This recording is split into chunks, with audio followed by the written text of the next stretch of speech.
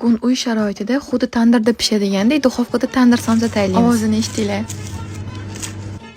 Mazasiga bo'lsa gap bo'lishi mumkin emas. Ishimizni xamir qorishdan boshlaymiz. Oddiygina tuzli suv va undan o'rtacha qatrida xamir qorib tindirib olamiz. Tingan xamirni yupqa qilib yoyib, sariyog' surishdan oldin ozgina kraxmal sepib olamiz. Va eritilgan sariyog' yoki margarin surib, xamir usti obdan qotgandan so'ng yaxshilab zich qilib o'rib olamiz. Zich qilib o'ralgan xamirni iloji boricha bir kunga muzlatgichga qo'yib qo'yamiz. Xamirimiz tayyor bo'lguncha nachinkasini ham tayyorlab olamiz. Xamirni bir kun davomida muzlatgichda saqladim va o'zimizga qulay kattalikda kesib olamiz. O'rtasini qalinroq, chetlarini yupqa qilib yoyib olamiz. Tayyorlab olgan nachinkamizdan solib, xuddi videoda ko'rsatilgandek tomchi shaklida tugib olamiz. Tugilgan somsalarni listga terishga shoshilmaymiz. Listni 10 daqiqa oldin yaxshilab qizdirib olgan bo'lishimiz kerak. Endi tuxum oqini sarig'idan ajratib olamiz va tuxum oqiga somsani orqa tarafini yaxshilab botirib, qizib turgan listimizga terib olamiz. 10 daqiqa oddiy usulda so'ng gazeli kirib olmaslik uchun xuddi shunaqa falga to'shab, listni oyog'ini osmondan qilib qo'yamiz. Somsamiz shunaqa qip-qizil chiroyli bo'lib pishgandan keyin bemalol dasturxonga dorsanglar bo'ladi. Somsa pishgan listni har doimgidek men Baviga ishonaman. O'zini hurmat qilgan va yaxshi ko'rgan insonlar faqat Bavidan foydalanadi. Chunki Bavi bilan hammasi oson va qulay.